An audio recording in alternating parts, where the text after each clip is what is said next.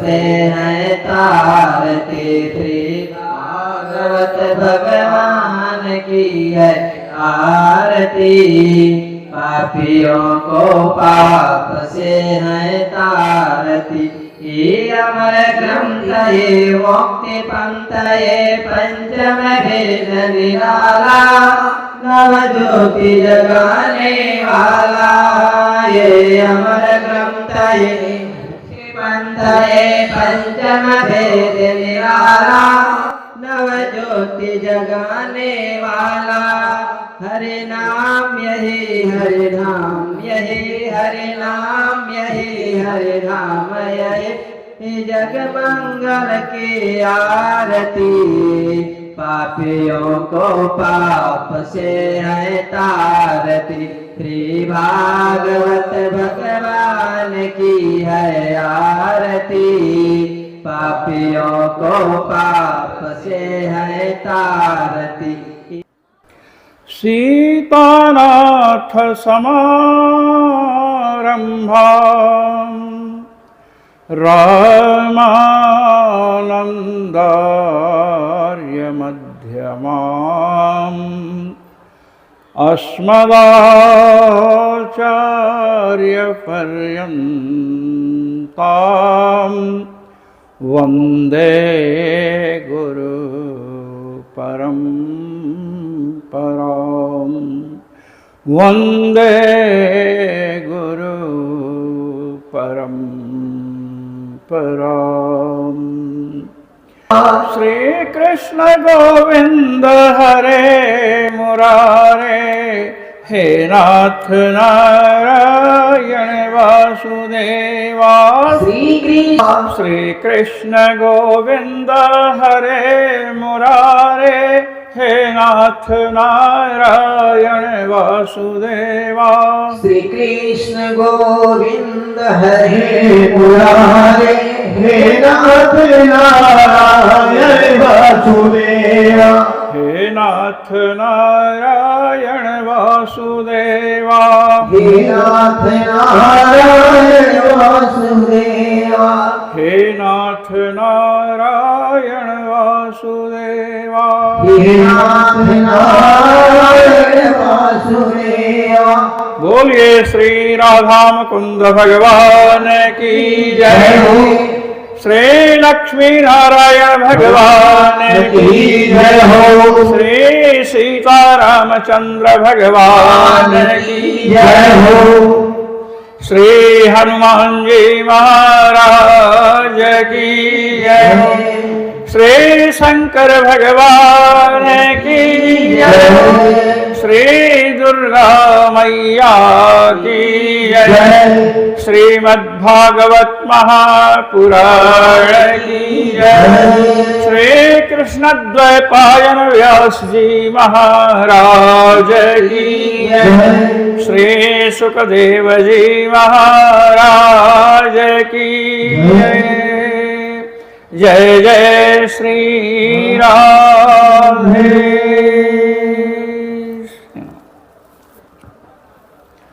आज श्रीमद् भागवत महापुराण सप्ताह ज्ञान यज्ञ का पंचम दिवस है, 5वां दिन। ये शरीर भी 5 तत्वों का बना हुआ है। पृथ्वी जल तेज वायु आकाश। पंचम दिवस की कथा शरीर पर विशेष प्रभाव डालती है और पंचम दिवस की कथा में भगवान के शरीर पर ही आक्रमण हुआ है, ये मैं आपको बताऊंगा। पंचम दिवस की कथा में भगवान के दिव्य विग्रह पर दैत्यों ने आक्रमण किया और अपने लोगों का भी शरीर पांच भौतिक है। तो पंचम दिवस की कथा अगर सुने तो शरीर को सुरक्षा कैसे मिलती है आपको पता चल जाएगा। भगवान श्री कृष्ण का प्राकट्य हुआ। भगवान 6 दिन के हो चुके हैं और छठे दिन क्या मनाते हैं? षष्ठी, छठी मनाते हैं ना। श्री नंद जी मथुरा गए हुए हैं कंस को वार्षिक कर देने के लिए और सोचे कि वहां से बालक के लिए खिलौना इत्यादि भी ले आएंगे। महाराज वहां पहुंचे, श्री वसुदेव जी से मिले। श्री वसुदेव जी ने कहा कि गोकुल में अनेक प्रकार के उत्पात हो रहे हैं, इसलिए आपको शीघ्रातिशीघ्र गोकुल लौट जाना चाहिए। अब वसुदेव जी बहुत बड़े ज्योतिषी भी थे, ज्योतिष का भी ज्ञान था और बड़े सत्यवादी थे। सत्यवादी व्यक्ति जो सत्य का पालन करता है ना, सत्य बोलना अपने जीवन में अपनाता है, तो सत्य में जब प्रतिष्ठित होता है व्यक्ति, तो महाराज उसके मुख से जो वाणी निकलती है वो सच्ची हो जाती है, सत्य सिद्ध हो जाती है। जो सत्यवादी व्यक्ति बोल देगा ना कि तुम्हारा विनाश हो जाए, तो समझो विनाश हो गया। सत्यवादी व्यक्ति कह दे तुम्हारा कल्याण हो जाए, तो कल्याण हो जाता है। यह है सत्य का प्रभाव। धर्म न दूसर सत्य समान, सत्य के समान कोई दूसरा धर्म नहीं है, और सत्य भगवान का स्वरूप है। सत्यम ज्ञानम अनंतम ब्रह्म। तो महाराज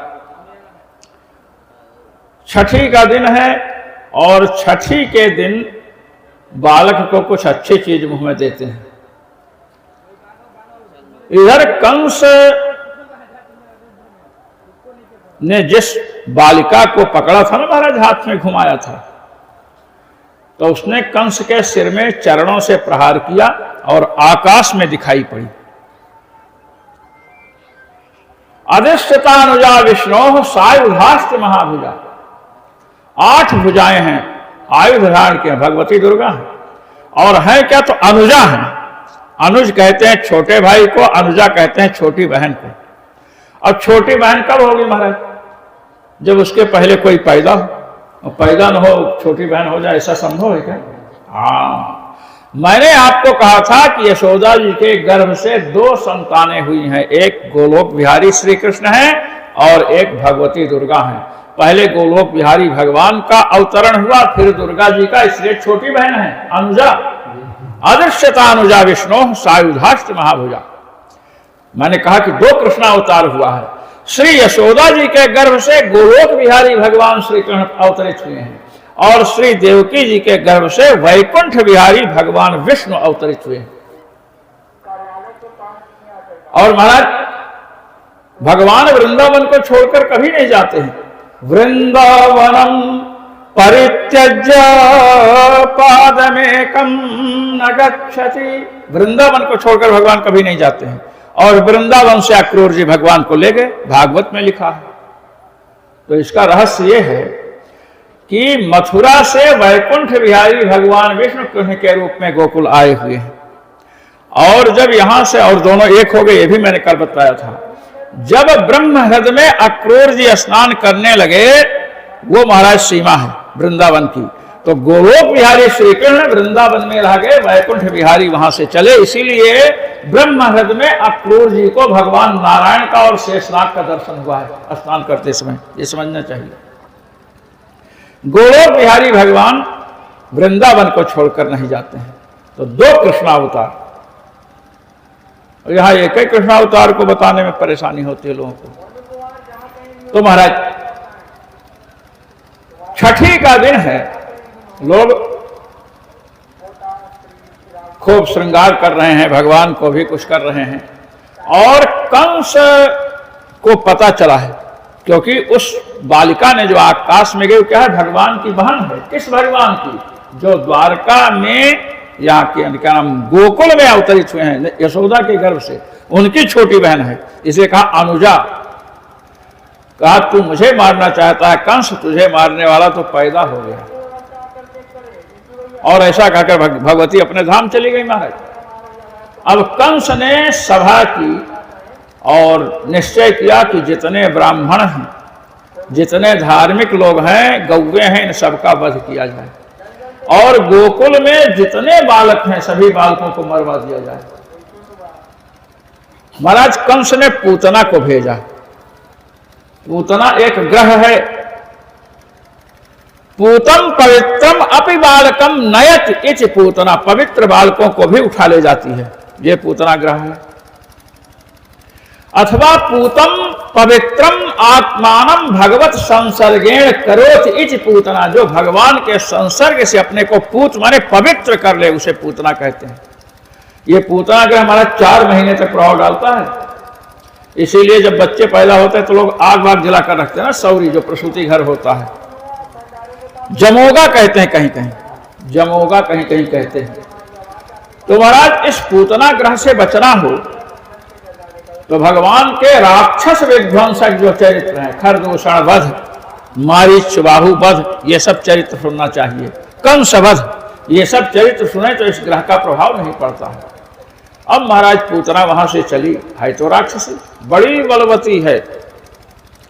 सोचा इसे तो पहुंच नहीं पाएंगी, लोग रोकेंगे, विरोध करेंगे, तो महाराज सुंदर रमणी का रूप बनाया, सुंदर स्त्री बन गई, आ रही है मटकते झटकते, इतनी सुंदरी है कि एक आचार्य लिखते हैं, वल्लभाचार्य जी महाराज, सर्वविध संभोग योग्या, ये उनका शब्द है।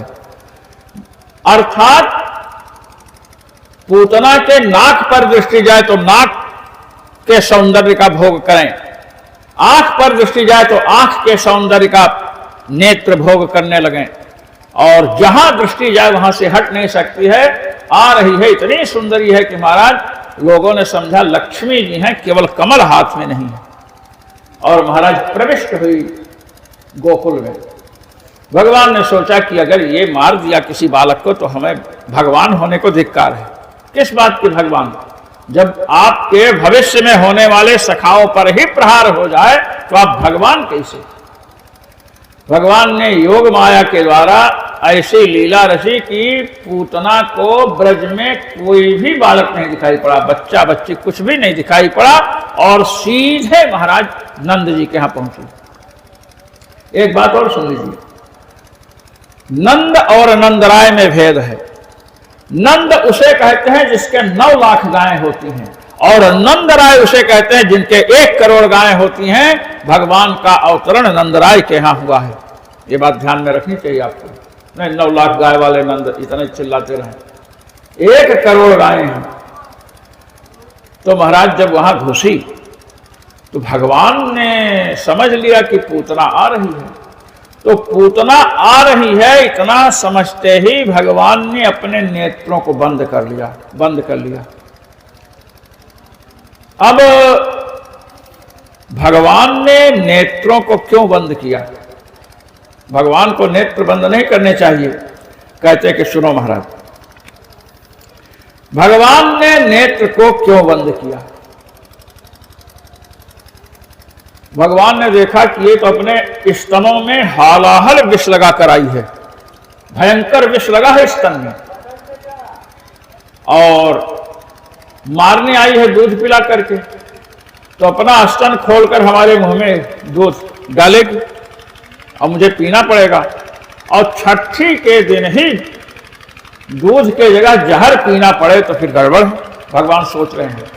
तो भगवान ने आंख बंद करके मानो शिव जी का ध्यान किया कि हे शंकर भगवान, आप तो विष पीने के अभ्यासी हैं, समुद्र से हलाहल विष निकला, आपने पी लिया, आज भी विष निकल रहा है स्तनों के माध्यम से, इसलिए ध्यान कर रहे हो मानो भगवान शिव का कि आप विष पी लो और मैं दूध पी लूं।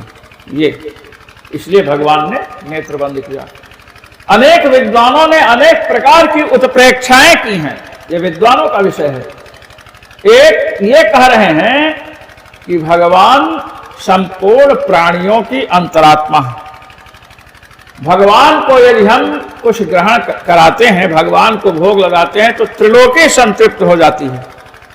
जिस समय द्रौपदी जी के पास दुर्वासा जी हजारों शिष्यों के साथ पहुंचे महाराज, तो उनके पास एक बटुलोई थी, बटुली सूर्य भगवान ने दी थी, और सबके भोजन के बाद द्रौपदी जी खाती थी, उनका पेट भरता था, उसके बाद कोई कमी नहीं, माने जब तक द्रौपदी जी नहीं खाती थी तब तक वो खाली नहीं होती थी बटुली। अब दुर्योधन ने दुर्वासा जी को भेजा कि उस समय जाना जब द्रौपदी खा चुकी हो। महाराज हजारों शिष्य के साथ पहुंच गए, द्रौपदी खा चुकी थी, कुछ बटुली में है नहीं कि बांट सकें, और जब तक द्रौपदी जी नहीं खाती थी तब तक कितने ही लोगों को आप खिला दीजिए, हजारों लोगों को खिला सकते थे। दुर्वासा जी पहुंचे कि हमको भूख लगी है और स्नान करके आते हैं, हजारों शिष्य हैं, सब खाएंगे। अब तो द्रौपदी जी को बड़ा वो हुआ कि अब मैं क्या करूं, बटुली खाली हो चुकी है, मेरे खाने के बाद बचता नहीं कुछ, मैंने किसी को खिला नहीं सकते और 1000 लोगों को खिलाना है। दुर्वासा जी महाक्रोधी हैं महाराज, ये साप दे देंगे। तो भगवान श्री कृष्ण का स्मरण किया। भगवान श्री कृष्ण पहुंचे, किस लिए? क्योंकि भोजन की समस्या आन पड़ी है, भोजन की कमी हो गई है, भोजन कराना है, इसलिए भगवान का स्मरण किया। भगवान जैसे पहुंचे कहे कि बहन बड़ी तेज भूख लगी है, कुछ खाने को दो। अरे कहें कि इसी के कारण तो मैं आपको स्मरण की हूं। दुर्वासा जी हजारों शिष्य के साथ आए हैं, उनको भोजन कराना है और आप स्वयं भूख के मारे आए हुए हैं। अरे कहे कि कुछ तो दो, कहे कुछ नहीं, कहे बटुली लाओ। अब बटुली जब आई सामने तो भगवान ने देखा, जैसे साग बनाते हैं ना पालक वालक का, साग का एक टुकड़ा उसमें था महाराज, एक टुकड़ा, ओनली 1 पीस ऑफ वेजिटेबल, एक टुकड़ा था। भगवान ने उसको निकाला और खाया। भगवान जैसे उसको खाए भगवान तृप्त हो गए। भगवान के तृप्त होने से तीनों लोग तृप्त हो गया। दुर्वासा जी के शिष्यों के मुंह से डकार आने लगी। जब भोजन अधिक हो जाए डकार आती है ना, सब डकारने लगे। मैं ये कहना चाहता हूं कि भगवान जब तृप्त होते हैं तो तीनों लोक तृप्त हो जाता है। दुर्वासा जी और चेले सब भागे कि अब तो खाने की जगह नहीं है, वहां भोजन बन गया होगा, कैसे क्या करेंगे। तो महाराज भीमसेन गए, भाग रहे थे, गिर पड़े। दुर्वासा जी को भेजा था दुर्योधन ने पांडवों को साप दिलाने के कारण कि पांडवों को साप मिलेगा जब भोजन नहीं मिलेगा। दुर्वासा जी गिरते ही कहे, जा दुर्योधन तेरा सत्यानाश हो जाए, तेरे ही कारण तो मैं गिरा हूं। तो भगवान जब तृप्त होते हैं तो संपूर्ण संसार तृप्त हो जाता है। ये मैं आपको बतला रहा हूं। जब भगवान के सामने पूतना हलाहल विष स्तनों में लगा करके आई तो भगवान के अंदर रहने वाले जितने जीव हैं सब घबरा गए कि भगवान तृप्त होंगे, भगवान के मुंह में जाएगा तो हम लोगों के भी पास आएगा। महाराज अब ये तो हलाहल विष लगा करके आई है, भगवान विषपान करेंगे तो भगवान के श्री विग्रह में, भगवान के शरीर में, भगवान के रोम रोम में करोड़ों ब्रह्मांड है। रोम रोम पर विराजे कोटि कोटि ब्रह्मांड। भगवान के रोम रोम में करोड़ों ब्रह्मांड है और एक एक ब्रह्मांड में करोड़ों जीव हैं, अरबों। तो महाराज भगवान यदि ग्रहण करेंगे विष को तो महाराज संपूर्ण जीवों पर विष का प्रभाव पड़ेगा। इसलिए संपूर्ण जीव प्रकंपित हो गए, घबरा गए महाराज। उसमें ऋषि मुनि भी हैं, समझे कि नहीं। तो भगवान ने मानो नेत्रों को बंद करके उनको सांत्वना प्रदान की कि तुम लोग शांत रहो, विष का प्रभाव तुम्हारे पास नहीं पहुंचेगा, हमने व्यवस्था कर ली है, समझे कि नहीं। इसलिए नेत्र बंद किया। और एक भाव मैं बताऊंगा, इसे बहुत भाव हैं, कुछ बताना चाहिए क्योंकि आपके यहाँ कथा तो हुई होगी, कथा तो होती है ना यहाँ। अब इस कथा को उस कथा को मिलाना कि वो क्या बताते हैं, यहाँ क्या बताया जा रहा है, समझे कि नहीं। तो वैसे मैंने 5 वर्ष तक भागवत पढ़ाई है लोगों को। मेरे छात्र जो है भागवत पढ़े हैं, कई जगत गुरु भी हैं। मैं आपको एक बात बता देना चाहता हूं। तो भगवान ने नेत्र इसलिए भी बंद किया, मानो यह शिक्षा दे रहे हैं कि कोई स्त्री अपने स्तनों में हलाहल विष लगा करके अनिष्ट करने के लिए आपके समीप आवे तो आंख बंद कर लो, ध्यान मत दो, उससे बातचीत ही मत करो। और जब बातचीत नहीं करोगे, आंख बंद किए रहोगे, तो भगवान मुख तो बंद ही कर रखे हैं। जब मुंह खुलेगा तब ना विष कोई देगा। भगवान कह रहे हैं कि जो अहित की भावना से आए ऐसी स्त्री का मुख देखना भी पाप है, इसलिए भगवान ने नेत्र बंद कर लिए। अब महाराज आई पूतना, भगवान को पालने से उठाती है अच्छा, रस्सी में सांप का भ्रम होता है ना। रस्सी पड़ी है टेढ़ी मेढ़ी, अधिक प्रकाश नहीं तो लोग समझते हैं सांप है तो घबराते हैं। रस्सी में सांप का भ्रम होता है, सांप में रस्सी का भ्रम नहीं होता जल्दी। सांप में रस्सी भ्रम नहीं होता है, क्योंकि सांप तो ऐसे पड़ा नहीं, सांप तो ऐसे से कुछ करेगा। पूतना ने महाराज भगवान कृष्ण को उठाया जैसे कोई रस्सी उठाने के जगह सांप को उठा ले, और जब उठाई तो महाराज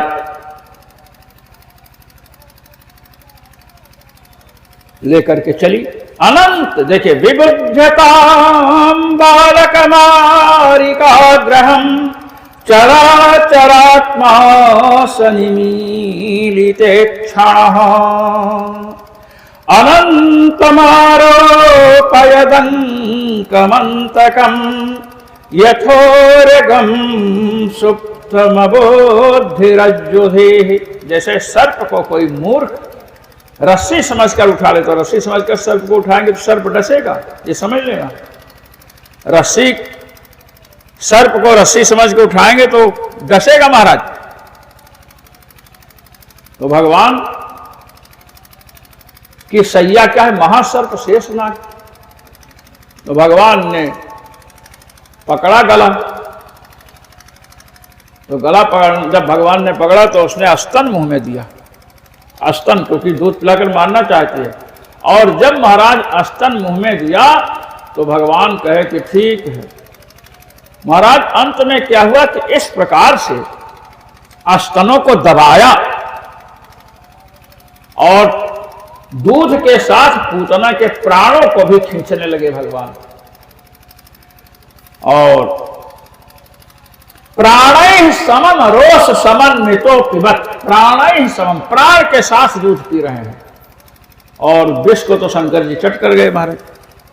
अब वो कहते हैं छोड़ दे मुझे, छोड़ दे मुझे, छोड़ दे। सा मुंच मुंचावमिति प्रभासिणी निष्पीड्यमानाखिल जीवमर्मणि विवृत्य नेत्रे चरणौ भुजौ मोह प्रसन्न गात्र क्षिपतिरुरोदः। श्री सुखदेव जी परीक्षित जिसे कहते हैं कि परीक्षित, जब भगवान ने क्रोध करके उसके प्राणों को भी पीना शुरू किया, तब कहते छोड़ दे छोड़ दे, मुंच मुंच। नर्मदा की जब परिक्रमा करते हैं तो महाराज एक जगह ऐसी आती है जहां के लोग आपके पास जो भी रहेगा सब छीन लेंगे। अरे कपड़ा तक उतरवा लेते हैं, हाँ, नंग धड़ंग करके भेजते हैं, कपड़े तक उतरवा लेते हैं, अंडरवियर। उनको मामा कहते हैं।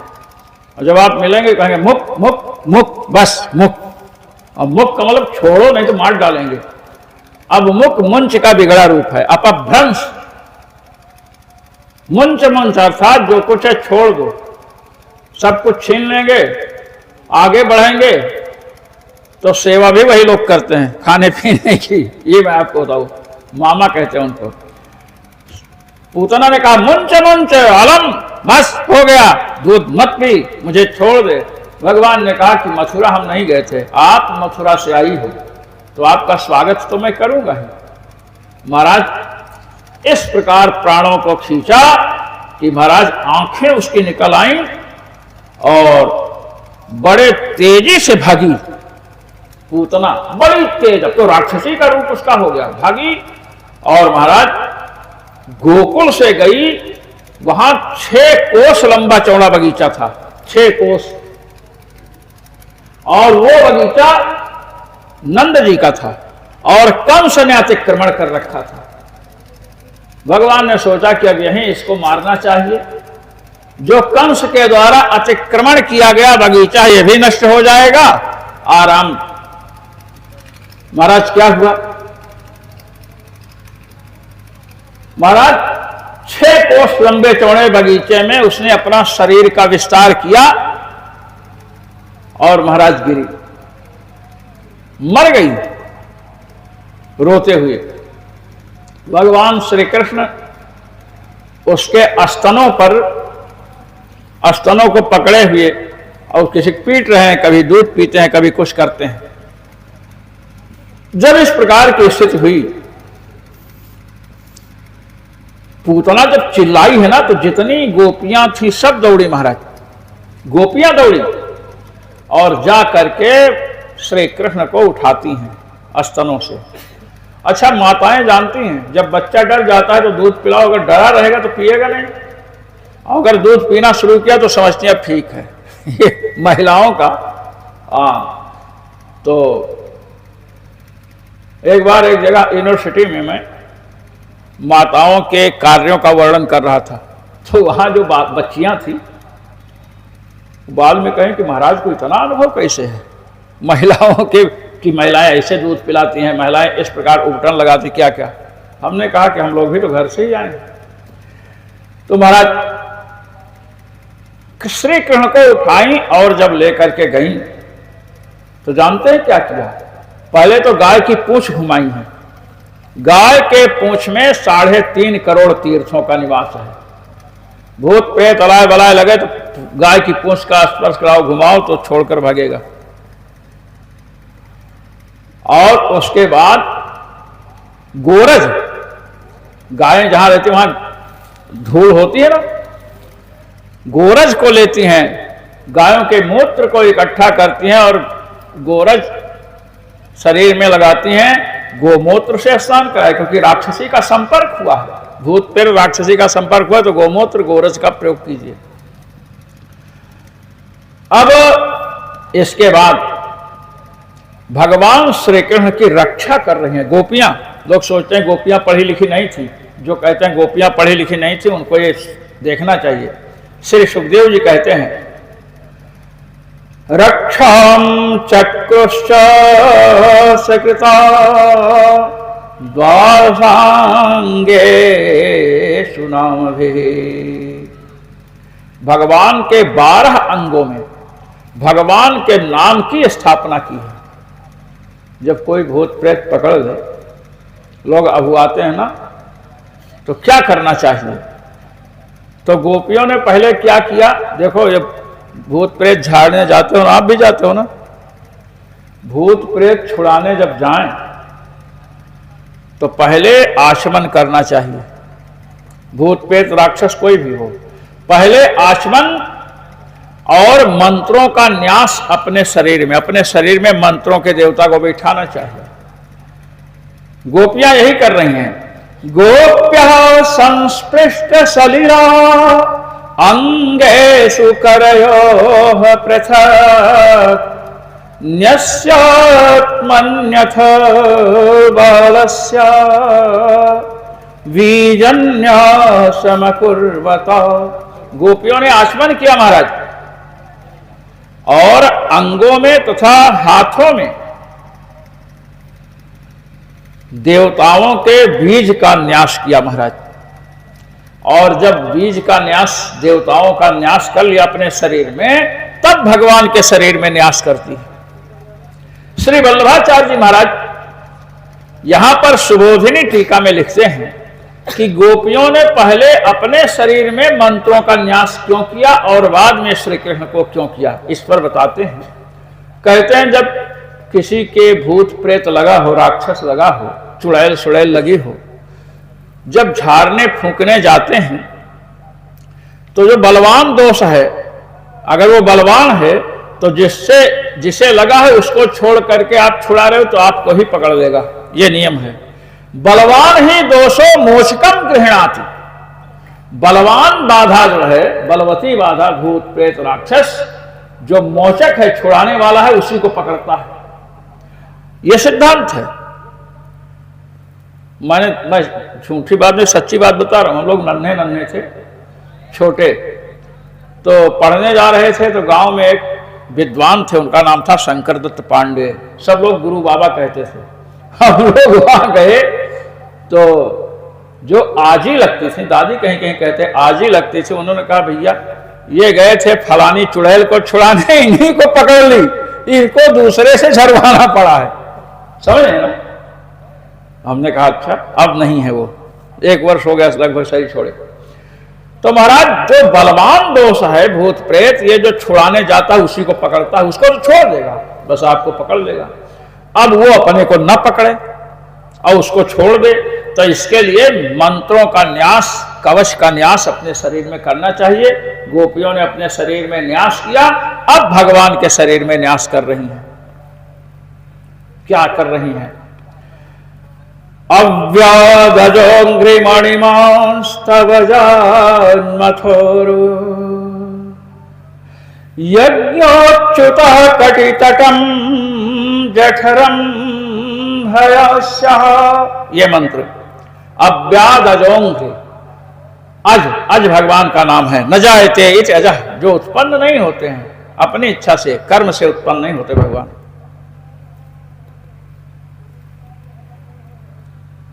इसको ठीक करो भाई, ये गए कहाँ?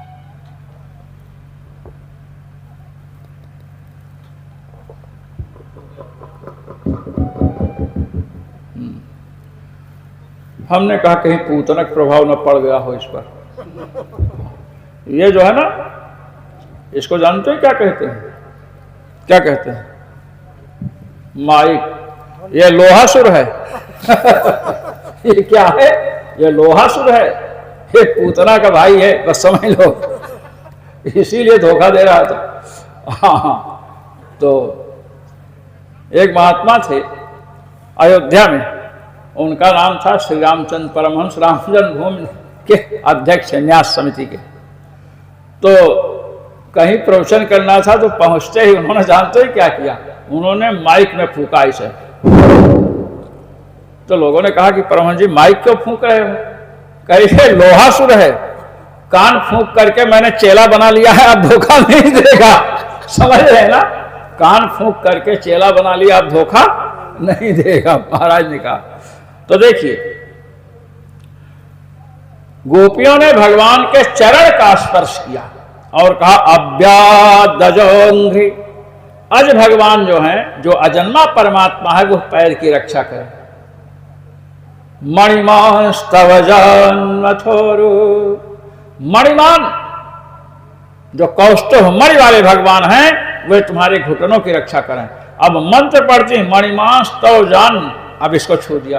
अथोरु यज्ञोच्युतः, यज्ञ भगवान उरुजंघे की रक्षा करें।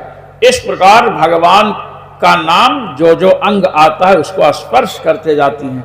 भगवान के नाम का स्मरण करके अंगों का स्पर्श करिए तो महाराज भगवान का निवास हो जाता है, शरीर ही मंदिर बन जाता है, फिर कोई अलाय बलाय नहीं परेशान कर सकती है। इस प्रकार महाराज भगवान के नाम से ही किसकी रक्षा किया? भगवान की। एक विद्वान कवि कहते हैं, बड़े भारी विद्वान भक्त हैं, कहते हैं प्रभु मैं समझ गया सबसे अधिक बलवान कौन है। भगवान ने कहा सबसे अधिक बलवान तो मैं हूं। परास्य शक्तिरे विधैव श्रूयते स्वाभाविकी ज्ञान बल क्रिया चा। उपनिषद कहती है वेदांत कि परमात्मा की श्रेष्ठ अनंत शक्तियां ज्ञान बल और क्रिया। तो हम परमात्मा हैं, हम सबसे अधिक बलवान हैं। भक्त ने कहा कि नहीं, आपसे भी बलवान कोई है। कि हमसे बलवान कौन है? कहे कि जब आपके ऊपर पूतना का प्रभाव पड़ा, उसका स्पर्श हुआ, तो आपकी रक्षा किसने की थी? कहे मेरी रक्षा मेरे नाम ने की थी। कहे तो जब आप रक्षा करने में समर्थ है, नाम की जरूरत क्यों पड़ी? तो नाम शक्ति प्रबले मन्महे, आपके नाम में प्रबल शक्ति है। जिस नाम के द्वारा आपकी रक्षा होती है, हम उसी नाम का जप करते हैं। भक्त कह रहा है जिस नाम के द्वारा प्रभु आप स्वयं सुरक्षित हो रहे हो, उसी नाम का जप मैं करता हूं। यह है नाम की महिमा। महाराज भगवान को दूध पिलाया गया, भगवान दूध पिए, और वहां पर जो बगीचा दबा है 6 कोस वाला, सब लोग गए, कहे कि ये तो पड़ी हुई है, गंधाएगी, इसलिए इसको जलाना है। इसलिए महाराज इसको काट काट करके, जैसे चंदन की लकड़ी काटते हैं ना, पूतना के शरीर को काटना शुरू किया। कटती है, बड़ी सुगंध आ रही है। क्यों सुगंध आ रही? क्योंकि भगवान के श्री विग्रह का स्पर्श प्राप्त किया। भगवान ने दूध पिया, राक्षस भाव चला गया, अब तो दिव्यता है। और जब जलाने लगे बड़ी सुगंध उठी। महाराज नंद जी लौट रहे थे, उन्होंने कहा ये क्या है? लोगों ने बताई पूरी घटना की पूतना आई थी, ऐसा ऐसा है। गए और वसुदेव जी की प्रशंसा की कि वसुदेव जी ने जो है सही कहा था कि उत्पात की आशंका है। वहां से महाराज ये बच गए। अब आइए, जब कंस को समाचार मिला कि पूतना जय श्री राम हो गई, मार डाली गई, तो महाराज उसने एक दैत्य को भेजा जिसका नाम तृणावर्त है। क्या है? तृणावर्त। तृणावर्त का अर्थ क्या है? तृणानि आवर्तयत परिभ्रामयत इत तृणावर्तः, जो तिनकों को उड़ावे, घुमावे। आप देखते हैं बवंडर जब आता है, बवंडर यहाँ क्या कहते हैं? झंझावात क्या कहते हैं? बवंडर कहते हैं। बवंडर जब आता है तो ऐसे ऐसे उसमें धूल तिनके सब उड़ते हैं। तृणावर्त आया, ओ बवंडर जैसे। भगवान मां की गोद में थे। भगवान ने सोचा ये राक्षस आ रहा है, अगर मैं मां की गोद में रहा तो मां को भी मेरे साथ ले जाएगा, और मेरे रहते मेरी मां को कुछ हो जाए तो मुझे धिक्कार है।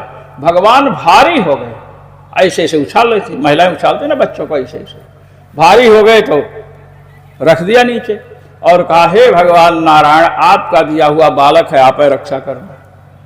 चली गई अंदर।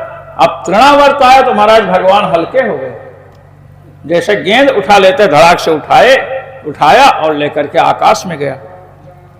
आकाश में जाने पर भगवान ने उसका गला पकड़ा। उसने कहा, गला क्यों पकड़ रखा? कहे, मामा मुझे डर लग रहा है, इतने ऊंचे ले आए हो। कहे, मेरा गला छोड़ दे। कहे, गला छोड़ नहीं सकता हूं क्योंकि मुझे डर लगता है। कहे, तू नहीं जानता मैं कौन हूं? कहे, आप कौन है? कहे, तृणावर्त हूं मैं। कहे, तृणावर्त मतलब जो तिनकों के समान धूल को, वृक्ष को घुमावे हुए, उसे तृणावर्त कहते हैं। समझा? भगवान ने कहा, तू हमको समझता मैं कौन हूं? मुझे भी तो समझ ले, मेरा भी नाम है। यदि तुम तृणावर्त हो तो मैं ब्रह्मांडावर्त हूं। क्या हूं? ब्रह्मांडावर्त। तृणावर्त ने पूछा, ब्रह्मांडावर्त का क्या मतलब है? कहे, तृणावर्त तुम हो, तुम्हारा मतलब है तुम तिनकों को घुमाते हो। कहे, हाँ, मैं ब्रह्मांडावर्त हूं, मैं पूरे ब्रह्मांड को घुमाता हूं। मेरे रोम रोम में करोड़ों ब्रह्मांड है। और महाराज वहीं पर ऐसा गला दबाया और ऐसा पटका कि नीचे आया, प्राण निकल गया था, मर गया। तृणावर्त का उद्धार किया। अब भगवान का नामकरण संस्कार करना है। इसको हटाओ यहां से, सामने से धूप रखा, धूप को हटाओ यहां से। ये धूप ऊप जो लगा के रखते हो ना सामने, ऐसा मत किया करो, अलग रख दिया करो। ये धूप जो है ना, ये गले को खराब करती है। तो आप लोगों को तो पता नहीं, अपना तो खिसक गए लगा करके, समझे कि नहीं? स्वयं तो लगा कर खिसक गए। क्यों? ऐसा नहीं होता है, ये गले में बहुत हानि पहुंचाती है। धूप लगाने से भूत प्रेत भागते हैं। गूगल की धूप लगाइए तो भूत प्रेत भागते हैं महाराज। अब अधिक धुआं हो जाए तो मनुष्य भी भागते हैं। हाँ, तो भगवान का नामकरण संस्कार करना है।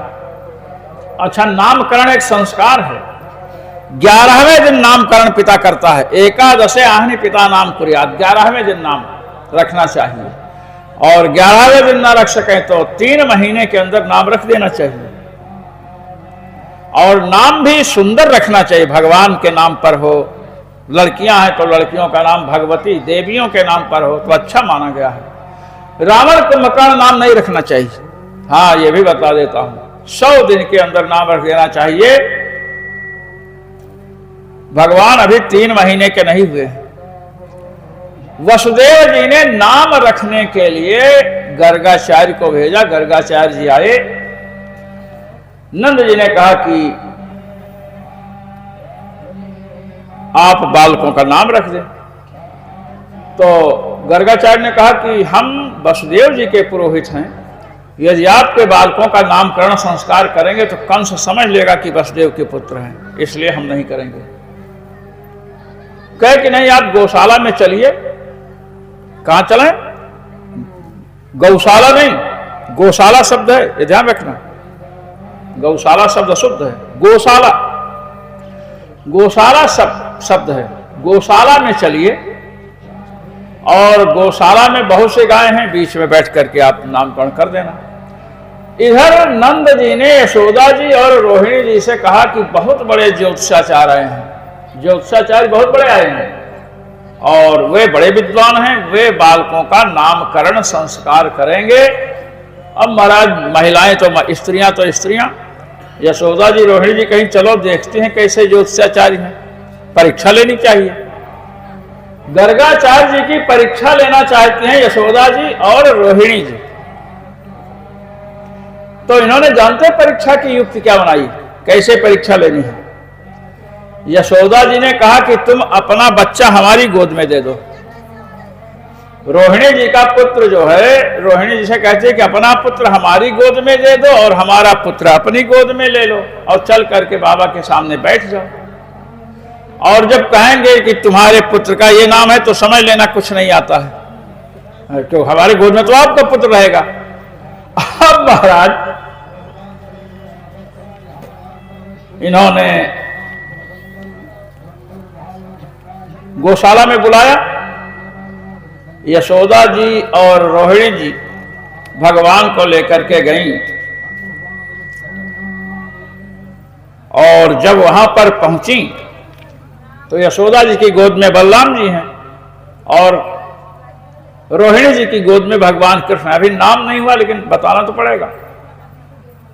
तो यशोदा जी ने कहा कि मेरे बालक का नाम क्या होगा? बताइए महाराज, मेरा जो बच्चा है ना मेरी गोद में, इसका नाम क्या होगा? ये पूछा। तो महाराज उन्होंने कहा, अयम ही रोहिणी तनयो, अयम ही रोहिणी पुत्रो। यही यशोदा जी, अयम ही रोहिणी पुत्रो, तुम्हारे गोद में जो बैठा है ना ये तुम्हारा बच्चा नहीं है, ये रोहिणी जी का पुत्र है। तो अब रोहिणी जी समझ गई कि अब हमारा नंबर आएगा, समझ रहे हैं ना। तो रोहिणी जी ने कहा कि दीदी हम पहले कह रही थी कि परीक्षा मत लो, तो आप मानी नहीं, कह रही तुम भी कह रही थी परीक्षा लो। ये अंत में उन्होंने कहा कोई बात नहीं यशोदा जी, आपकी गोद में जो बालक है ये आपका नहीं है, किसका है? रोहिणी। अयम ही रोहिणी पुत्रो, रोहिणी का पुत्र है, इसका नाम राम होगा। क्या नाम होगा? राम। और इसका एक नाम बल भी होगा, बलाधिक्यात् बलम विदुः, इसके बल सबसे अधिक रहेगा। महाभारत काल में 4 पहलवान थे, सुन लो। सबसे अधिक बलवान कुश्ती लड़ने वालों में बलभद्र जी थे, जिन्हें बलराम कहते हैं। बल अलग नाम है, राम अलग नाम है, ये मैं आपको बता दूं। बलभद्र जी दूसरे नंबर पर भीमसेन हैं, तीसरे नंबर पर मद्रराज शल्य हैं, चौथे नंबर पर कीचक है। ये 4 पहलवान थे महाभारत काल में अपने भारत में। तो महाराज बलाधिक्यात् बलम विदुः, इनके बल अधिक है, इसलिए इन्हें बल भी कहेंगे। और अपने जो संबंधी हैं उनको बड़ा आनंद प्रदान करेंगे, इसलिए इन्हें राम भी कहेंगे। 3 नाम प्रसिद्ध हैं, 3। सबसे पहले एक राम है जिनको कहते हैं परशु के साथ, परशुराम, उनको भी राम कहते हैं, परशुराम या राम। दूसरे भगवान दशरथ नंदन राम हैं और तीसरे रोहिणी नंदन वसुदेव जी के पुत्र, 3 राम हैं। और उसके बाद कलयुग में भी एक आध राम है जो जेल काट रहे हैं, समझ है ना? हाँ, जेल काट रहे हैं। तो कहे कि इस बालक का नाम बताइए। रोहिणी जी ने कहा ये जो काला कनुआ है इसका नाम बताओ। कहे इसका नाम कृष्ण होगा, इसने अनेक अवतार धारण किया है, इस समय ये श्याम वर्ण का है, इसलिए इसका नाम क्या पड़ेगा? कृष्ण। और ये आप सबकी रक्षा करेगा। इस प्रकार महाराज भगवान का नामकरण संस्कार किया। चलने लगे तो नंद जी ने कहा कि महाराज बच्चों का नाम रखे हैं आप, तो कम से कम कुछ खा पी करके जाइए। ब्राह्मण साधु जब घर में आवे तो बिना कुछ खिलाए उनको भेजना नहीं चाहिए। ये नहीं कि 2 बतासा खिला के भेज दिए। ये भी आपको बात बताऊं, भगवान कहते हैं तू हमें भगवान मत मानो, भगवान मत मानो। तो कहे क्या माने? कि हमें अपना जीजा मान लो। क्या मान लो? जीजा। अच्छा जीजा आते हैं तो बतासा खिला के भेजते हैं क्या? नहीं, जीजा आएंगे तो लड्डू पेड़ा बर्फी खूब स्वागत होता है। भगवान कहते हैं भगवान मानोगे तो 2 बतासा भोग लगा के ताखा में रख दोगे। कहाँ रखोगे? ताखा में। हमको अपना जीजा मानो, बड़े प्रेम से खिलाओ और बैठाओ आराम से। भगवान भक्तों के संबंधी बनना चाहते हैं। एक बच्ची थी, उसके भाई नहीं था और गांव में मंदिर था भगवान कृष्ण का। माँ से पूछे कि मेरे भाई नहीं, कहे है ना भाई तुम्हारे? कहे कहाँ है? कहे मंदिर में जो है ना वही तुम्हारा भाई, गोपाल तुम्हारा भाई है। अब वो समझती थी कि मेरे भैया मंदिर में जाए उनको देखती रहे महाराज घंटों। भगवान ने देखा कि ये तो बहन ऐसी है कि हमें प्रकट होना ही पड़ेगा। बालिका की भक्ति देखकर भगवान उससे बात करने लगे। पुजारी के मन में प्रेरणा करें तो उसको कभी प्रेरणा दे दे, कभी कुछ दे दे। अब एक दिन भागवत कथा गांव में हुई। अब पंडित जी ने भगवान की महिमा का वर्णन किया। श्री कृष्ण अनंत ब्रह्मांड के स्वामी हैं, गोपाल हैं। तो जो बहन थी ना, बहन के मन में बात आई कि मैं तो अपना भैया समझती थी, वो तो हमारे भैया नहीं, वो तो भगवान है। महाराज मंदिर नहीं गए। भगवान स्वप्न में आए। भगवान ने कहा कि बहन तू आज मंदिर नहीं आई? अरे कहे आप भगवान हो, हम तो मनुष्य हैं, हम आपकी बहन कैसे हो सकते? भगवान ने कहा मैं भगवान भगवान नहीं हूं, मैं तेरा भाई हूं और तू मेरी बहन है। और पंडित जी की खबर मैं ले लूंगा। समझे कि नहीं? पंडित जी को स्वप्न दिया कि मेरी बहन को तुमने भड़का दिया, उसको समझा दो कि भाव की एक अलग विशेषता है, हमें भाई ही माने। महाराज पंडित जी ने समझाया कि ये तो बड़ी सौभाग्यशाली है। भाई मानती थी। जब उसके शादी की बात आई तो माँ चिंतित हुई। माँ ने कहा कि बेटी तुम्हारी शादी करनी है, बड़ी चिंता है। कहे क्यों चिंता कर रही हो? भाई तो है, ये है भाई तो मेरा है ना। अम्मा को ये पता नहीं कि ये भगवान से बातचीत करती है। अरे माँ ने कहा कि पत्थर की मूर्ति कहीं भाई होती? कहीं देखो माँ पत्थर की मूर्ति मत कहना, नहीं तो तुमसे हमसे झगड़ा हो जाएगा, वो मेरा भाई है, मैं आज जा रही हूँ उससे मिलने। गई तो भगवान ने कहा तू चिंता मत कर, मैं तेरे लिए लड़के की व्यवस्था और पूरे बारात के भोजन सब कुछ कर दूंगा। बड़े धूमधाम से विवाह हुआ। भगवान स्वयं आए भाई बन करके। तो ये है भाव। तो महाराज अयोध्या की बात बताओ, सच्ची घटना। जहां तपसी छावनी है अयोध्या में, वहां एक माता जी रहती थी और भगवान कृष्ण को रखी थी। और जब सोती थी तो अपने पास ही सुलाती थी। रजाई उजाई फटी पुरानी थी। तो एक पंडित जी पहुंचे, रामानुज संप्रदाय के विद्वान थे, बड़े अच्छे विद्वान थे, बड़े आचार विचारित थे। तो वहां पर देखे कि सवेरे बिना नहाए खिचड़ी बना रही है। लोग कहते रहे बड़ी भक्त है। उन्होंने पूछा क्या करती हो? कहे कि कन्हैया हमारा पुत्र है, 4 बजे भोजन मैं बरकरा देती हूँ, बच्चे को खिचड़ी उचड़ी खिला देती हूँ, कहीं रासलीला करने जाए घूमने जाए तो भूख नहीं लगेगी। अरे कहे भगवान को ऐसे भोग लगाया जाता है, तू नरक में जाएगी। अब उसके मन में महाराज ऐसी बात डाल दी। दूसरे दिन 4 बजे अपना नहाने गई, दतून करके नहाने लगी। तो भगवान ने कहा जल्दी करो माँ जल्दी करो। कहे हम नहीं करेंगे, हमें नरक जाना है क्या? मैं नरक जाना नहीं चाहती हूँ। भगवान को 1 घंटा प्रतीक्षा करनी पड़ी। भगवान ने कहा अच्छा ठीक है, मैं उन बाबा की खबर मैं स्वयं लूंगा। अब वो जब महात्मा जी सोए तो भगवान स्वप्न में दिखाई पड़ गए, तुमने मेरी माँ के मन में संदेह उत्पन्न कर दिया, वो मुझे अपना पुत्र मानती है, तुमको क्या पता पुत्र के प्रति वात्सल्य प्रेम कैसा होता है। माँ तो नहीं, तुमको नरक में जरूर डालूंगा, तुम्हें नरक में भेजूंगा, और नहीं तो जाकर मेरी माँ को सही सही बता दो, समझा दो। और वो पंडित जी दूसरे दिन आए और कहे माता जी आप जैसे करते हो वैसे करो। माता जी ने कहा नहीं हम नरक नहीं जाएंगे। अरे कहे तुम नहीं जाओगी, हमें जाना पड़ेगा अगर तुम अपने अनुसार नहीं करोगी। भगवान जिसको मां मान लिए हैं वो नरक कैसे जा सकता है। और भोग लगाओ बिना नहाए, हमको भी प्रसाद देना, यह है भक्ति। महाराज माताओं में बड़ी भक्ति होती है, जिसको मान ली। तो महाराज नामकरण संस्कार जब किया तो नंद जी ने कहा कुछ खा पी कर जाइए। ब्राह्मण और साधु को मीठा बहुत अच्छा लगता है। ब्राह्मण साधु मीठा पा जाएं, इनसे अधिक मीठा केवल चीटा चींटी को अच्छा लगता है। ब्राह्मण और साधु से अधिक मीठा किसको अच्छा लगता है? चीटा चींटी को। देखते ना चींटी 1 किलोमीटर चली जाए गुड़ रखा हो।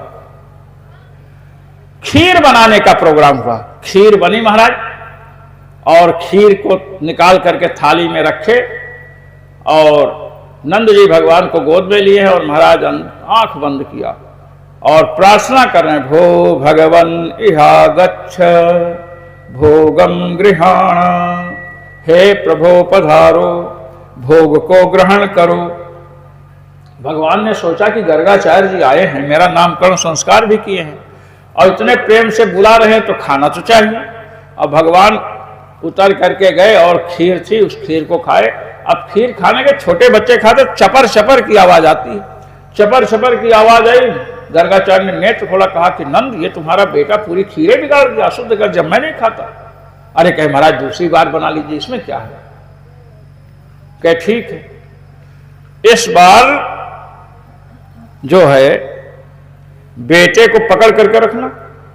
अरे कहे महाराज पकड़ कर रखेंगे, इस कमरे में जो कक्ष है उसके बीच में रहेंगे और आप बनाइए। तो गर्गाचार्य जी ने सोचा कि कहीं आ गया और हमने पूरी बटुली की खीर पलट दी थाली में, तो थाली की खीर जूठी हो जाएगी। तो आधी खीर थाली में रखते हैं, आधी बटुली में। थाली वाली अगर गड़बड़ हुई तो बटुली वाली खा लेंगे, बार बार कौन बनावे। अब महाराज ऐसा करके उन्होंने फिर आंख बंद किया। भो भगवन इहा गच्छ भोगम गृहाण, हे प्रभु पधारो भोग ग्रहण करो। तो भगवान को जब कहा तो भगवान महाराज नंद जी की गोद से आना चाहते हैं, किंतु नंद बाबा पकड़ रखे हैं। भगवान ने एक दूसरा रूप धारण किया, यहां वहां 2 बालक देखे, दूसरा रूप धारण किया और आ गए। और भगवान ने कहा कि इन्होंने बड़े प्रेम से भोग लगाने को बुलाया है, तो भगवान ने उस खीर को थोड़ा खाया। अब खीर रखे तो खीर ठंडी हो गई थी। भगवान ने देखा कि गर्म खीर तो बटुली में है, गर्म खीर कहाँ है? बटुली में। अब बटुली में हाथ डाल दिए तो बटुली भक्त से गिरी उसमें थाली में, ऊपर रखे थे। अब उनकी आंख खुली। अरे कहे कि नंद तुम्हारे पुत्र ने तो पूरी खीर खराब कर दी, मैं जा रहा हूं। नंद जी ने कहा कि मेरा पुत्र मेरे पास है, मेरा पुत्र कहां पहुंचा? अरे कहे यहां देखो। अरे कहे पहले आप आकर के देखो। गर्गाचार्य गए तो देखते हैं कि नंद के गोद में भगवान बैठे हंस रहे हैं, मानो पूछ रहे हो कि मुझे ही तुमने कहा है कि मैं भगवान हूं, सबकी रक्षा करूंगा और तुम्हें भूल गए मुझको। नंद जी को लेकर आए, गोद में लेकर तो देखो खीर खा रहे हैं एक रूप से। महाराज प्रणाम किया और उस प्रसाद खीर को उठा उठा कर खाने लगे और सबको बांटने लगे। ये है नामकरण संस्कार हुआ। इसके बाद अब भगवान कुछ बड़े हो गए हैं, समझे कि नहीं? कुछ बड़े हो गए। अब बड़े हो गए तो माखन चुराना शुरू किया। माखन तो माखन ऐसे नहीं चुराए, पहले घर में अभ्यास किया। पहले घर में चोरी का अभ्यास होता है, उसके बाद बाहर होता है। यशोदा जी सो रही थी तो भगवान उठे और महाराज जब मक्खन जो मटकी में रखा था ना, उस मक्खन को लिया और अंधेरा था, क्योंकि भड़भड़ की आवाज आई तो माँ कहते हैं हुस हुस बिल बिल, ये सब आवाज करने, वो समझी बिल्ली है। भगवान चुपचाप बैठ गए और जब सो गए तो पूरा माखन खाया, जितना खाया गिराया और अपना मुंह यशोदा जी के साड़ी में पहुंच दिया। यशोदा जी के साड़ी में मक्खन लग गया। सवेरे उठी, देखी हंडी पड़ी है। कृष्ण कहते, कन्हैया तूने मक्खन खाया? अरे कहे माँ मैं मक्खन कैसे खाऊंगा, मेरे मुंह में कहीं लगा है? कहे तब खाया कौन? भगवान ने कहा कि आपके साड़ी में लगा है, आप खाई हो। आपके साड़ी में मक्खन लगा है, आप ही खाई हैं। अरे मैं नहीं खाई। अरे कैसे नहीं खाई? अगर मैं खाया होता तो मेरे कपड़े में लगता, आप खाई हो, आपके लगा।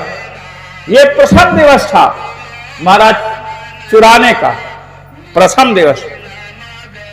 तो महाराज इसके बाद अब भगवान गोपियों के घर जा रहे हैं मक्खन चुराने। महाराज गोपियों के घर जाते हैं तो गोपियां वो शिकार, क्या कहते हैं, शिकार कहते हैं, छीका जिस पर मक्खन की मटकी रखती हैं।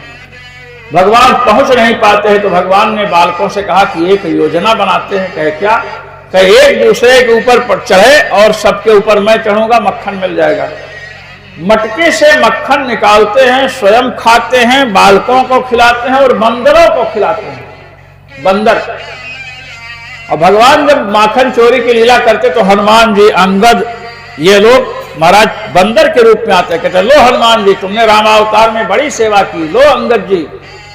इस प्रकार महाराज खिलाते हैं। और जो मक्खन ऐसा छिपा कर रखा कि मिल ही नहीं रहा है, तो उसके घर में बंदरों को बुलाते, कहते कि यहां पर लघुशंका कर दो।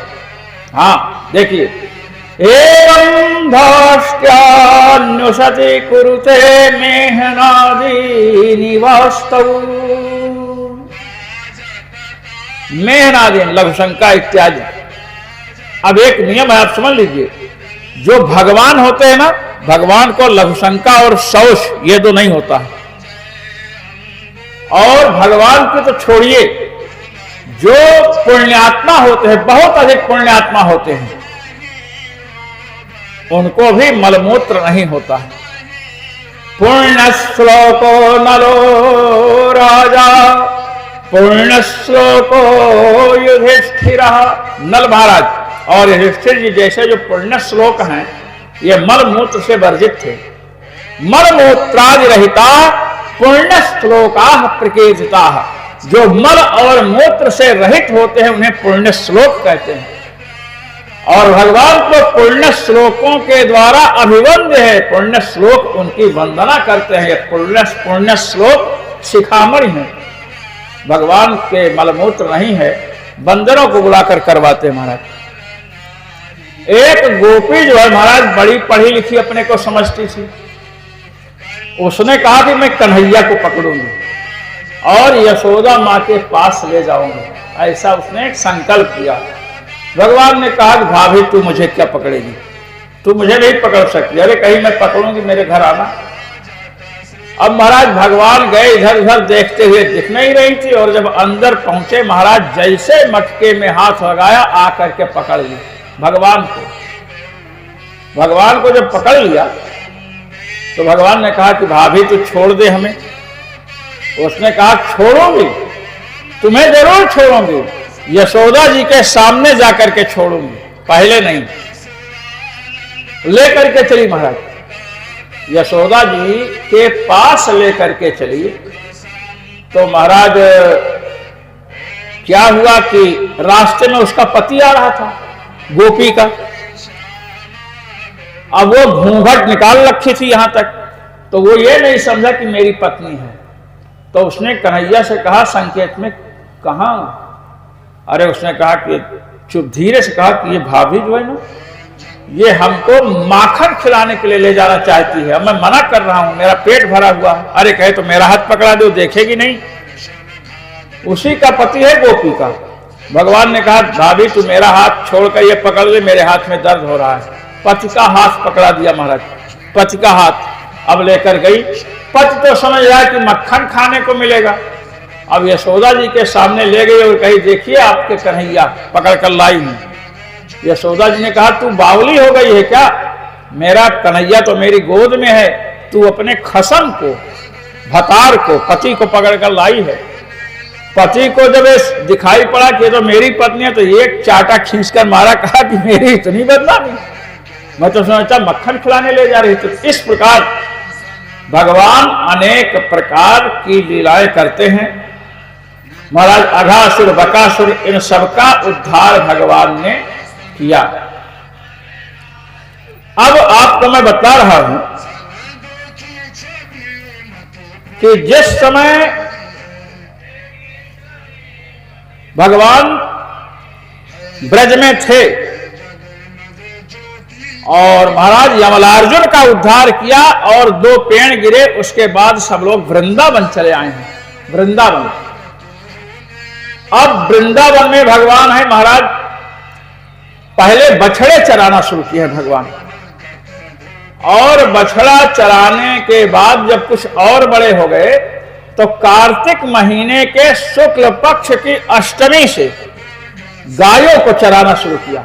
इसे गोपाष्टमी कहते हैं। तो भगवान गायों को चराने के लिए गए महाराज, और यमुना जी में एक ऐसी जगह है जहां पर जिसे काली दह कहते हैं, देहातों में ग्रामीण लोग काली दह कहते हैं, उसे काली हृद कहते हैं। तो महाराज काली दह में इतना विष था कि महाराज जो भी पशु पक्षी आकर पानी पीते थे सब मर जाते थे। इतना विष था कि ऊपर से पक्षी उड़ करके जाते थे तो वो भी गिर जाते थे। गौएं गई महाराज वहां पानी पी, गोप बालक गए पानी पिए, महाराज सब मर गए। भगवान ने अपनी कृपा दृष्टि से गौओं को और गोप बालकों को जीवित किया। अब भगवान ने विचार किया कि हम कितने दिनों तक लोगों को जीवित करेंगे, जब तक कालिय नाग इसमें रहेगा तब तक यहां का विष समाप्त होने वाला नहीं है। ऐसा सोच करके भगवान काली हृद में कूदते हैं महाराज।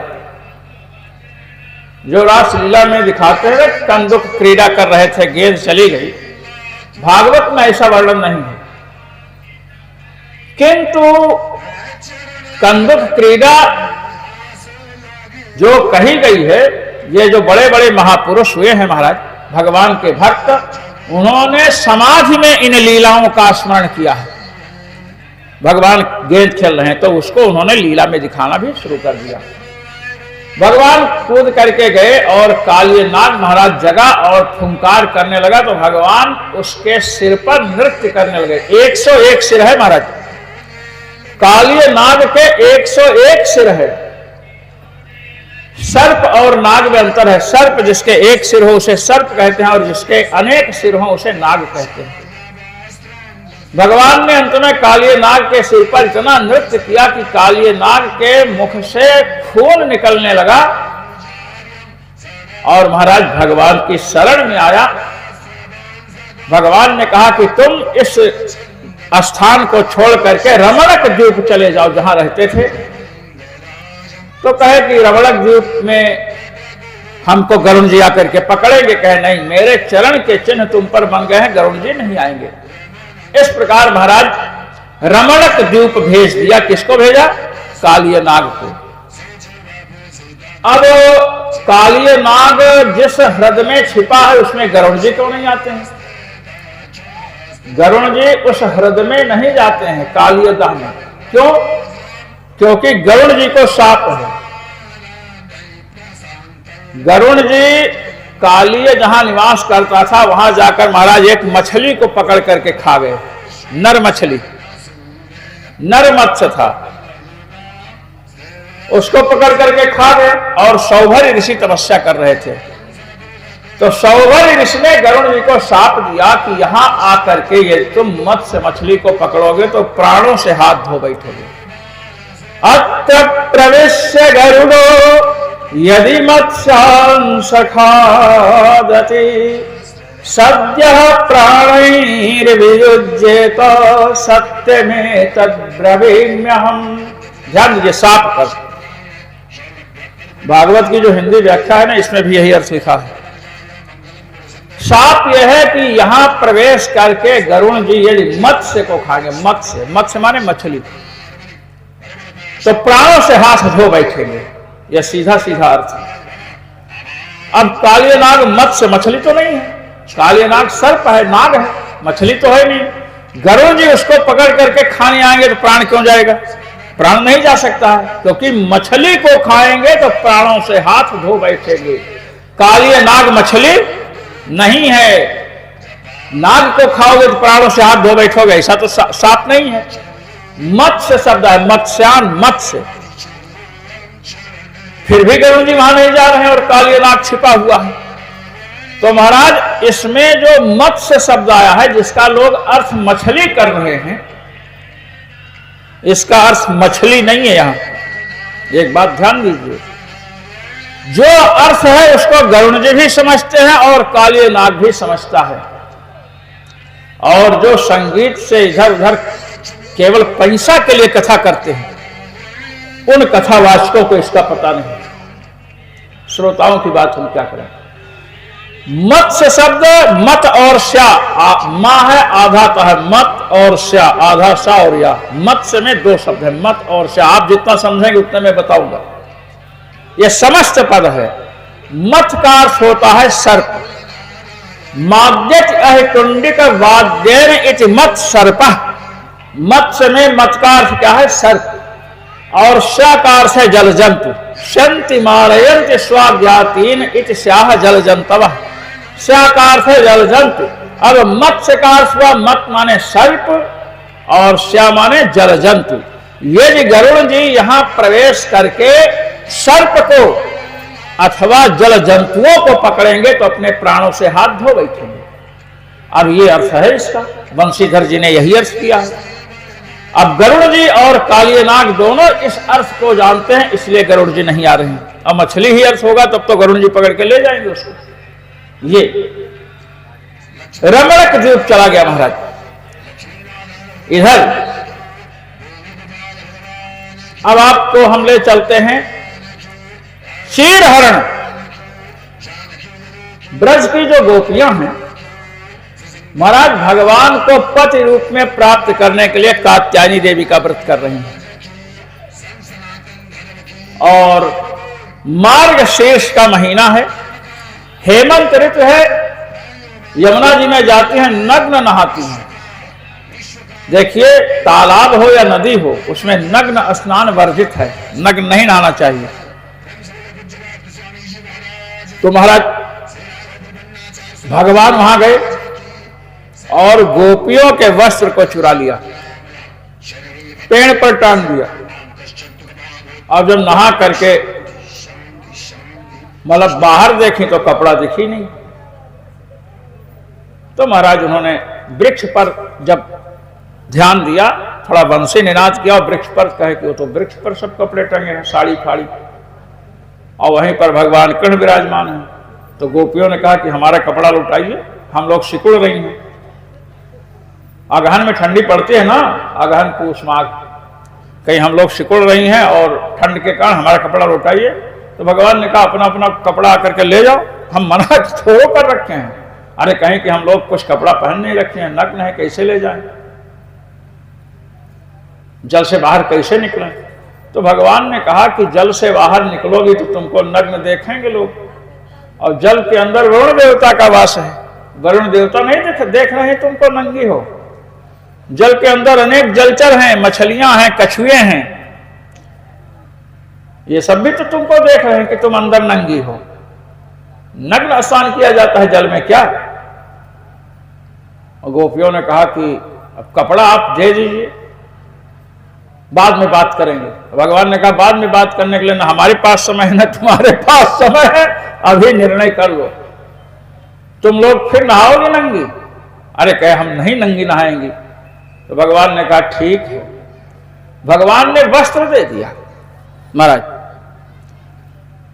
अब इस पर लोग आक्षेप करते हैं कि किसी के कोई स्त्री नहा रही हो नदी या सरोवर में तो उसका कपड़ा ले लेना ठीक है क्या? और फिर कहना अपना कपड़ा ले जाओ। भगवान ने ऐसा क्यों किया? तो कहते हैं कि हाँ, जो गोपी हैं, श्रीमद् भागवत महापुराण में जो श्लोक है ना, जैसे वेदों में मंत्र हैं, ऋचाएं हैं, उन ऋचाओं के तीन तीन अर्थ निकलते हैं महाराज, आध्यात्मिक, आधिदैविक, आधिभौतिक। ऐसे ही भागवत में जो श्लोक हैं, इनके तीन तीन अर्थ निकलते हैं। आध्यात्मिक अर्थ, गोपी किसे कहते हैं? गो कहते हैं इंद्रिय को, गो माने इंद्रियां। गोहे इंद्रिय पिबति भगवद रसम इति गोपी, जो अपने आंखों से भगवान के सौंदर्य रस का पान करे, अपने कानों से भगवान के वेणु का निनाद शब्द सुने, भगवान का आलिंगन करे, स्पर्श सुख का अनुभव करे, उस जीव का नाम क्या है? गोपी। अब गोपी माने जीव, जीव भगवान को प्राप्त करने के लिए महाराज अनेक प्रकार की साधना करता है, किंतु भगवान और जीव के बीच में माया रूपी पर्दा है, माया रूपी पर्दा। अच्छा, पर्दा कपड़े का बनता है ना, अब आजकल के बिना कपड़े के भी पर्दे बनते हैं। कपड़ा अच्छे पर्दे कपड़े के होते हैं महाराज। तो माया रूपी पर्दा, आपके हमारे बीच में पर्दा डाल दिया जाए तो आप हमको देख सकते हैं क्या? नहीं, ना हम आपको देख सकते हैं। एक राजा थे महाराज, तो उनके नगर में एक वैद्य जी रहते थे, बड़े अच्छे वैद्य थे। लोगों ने बड़ी प्रशंसा की कि वैद्य जी नाड़ी देख करके सब रोग बता देते हैं और दवा भी बता देते हैं, व्यक्ति ठीक हो जाता है। राजा ने परीक्षा लेना चाहा तो महाराज पर्दा लगवा दिया और पर्दे के पीछे अपनी घोड़ी बांध दिया। क्या बांधा? घोड़ी, वो भी 2 दिन की भूखी, और उसके पैर में एक तागा बांध दिया और वैद्य जी को बुलाकर कहा, रानी को तो आप देख नहीं सकते हो, पर्दा लगवा दिया हूं, अब तागे को देख करके नाड़ी का परीक्षण करो, नाड़ी का बताओ क्या इसको चाहिए, कौन रोग है। वैद्य जी ने तागा को पकड़ा और थोड़ी देर के बाद कहा कि ये जो रोगी है ना, रानी, आपकी रानी है ना? कहे हाँ। कहे इसको 5 किलो भूसा और 2 किलो चना खिलाइए, ठीक हो जाएगी। तो राजा ने कहा, पगड़ाए हो क्या? अरे मेरी रानी इतनी सुकुमारी है, उसको भूसा और चना खिलाएंगे? वैद्य ने कहा कि खिलाइए, नहीं ठीक हो जाए तो मेरा सिर कटवा देना। इतनी दृढ़ता अपने विद्या पर मारे। कहे वैद्य जी समझ लीजिए। कहे राजन, हमने तो समझ करके ही कहा है, समझना अब आपको है कि आप चना और भूसा मंगाते हो कि नहीं। तब महाराज पर्दा हटवाया, पर्दा हटवाया तो घोड़ी जो है हाँफ रही थी। वैद्य ने कहा, आपने ऐसा क्यों किया? आप क्या समझते थे कि रानी कह देंगे तो अपनी ज्योतिष विद्या से विश्वास हटा करके, वैद्यक शास्त्र से विश्वास हटा करके कुछ भी बता देंगे? हमारा वैद्यक शास्त्र बड़ा दिव्य है।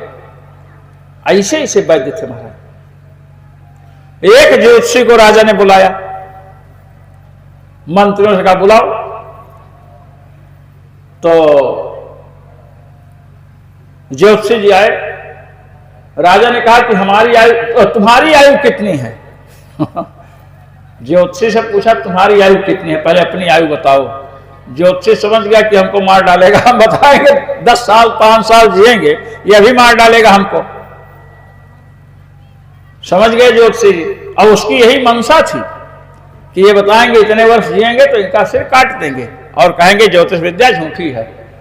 ज्योतिषी जी ने कहा कि मेरी आयु कितनी है, सुनो कान खोल करके। तुम्हारे माने हमारे मरने के बाद तुम मरोगे, 1 घंटे के बाद।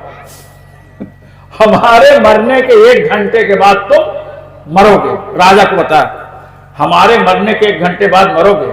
राजा ने कहा अच्छा। राजा ने अपने कर्मचारियों से कहा कि ज्योतिषी जी को किसी वस्तु की कमी नहीं होनी चाहिए, इनको खूब हलवा पूरी जो भी है, ड्राई फ्रूट खूब खिलाओ, कोई कष्ट नहीं होना चाहिए। लोगों ने कहा क्यों महाराज इतनी क्यों? अरे क्या तुम समझते नहीं इनके मरने के बाद 1 घंटे के बाद मर जाऊंगा। समझे? इनके मरने के 1 घंटे के बाद मरना है तो इनको जीवित रखना है। ऐसे से विद्वान होते हैं महाराज। इसलिए कहते हैं कि विद्वानों से पंगा नहीं लेना चाहिए। समझे? 2 भाई थे, ध्यान से सुनिए। दो भाई थे, एक भाई पिता की बड़ी सेवा करता था, एक कम करता था। अब पिताजी मर गए जब, तो पिता की संपत्ति का बंटवारा हुआ। छोटा भाई बड़ा चालाक था, बड़े भाई सीधे थे। तो महाराज जितनी संपत्ति थी आधी आधी बांटी। अब एक गाय और एक रजाई बची है, एक गाय और एक रजाई बची।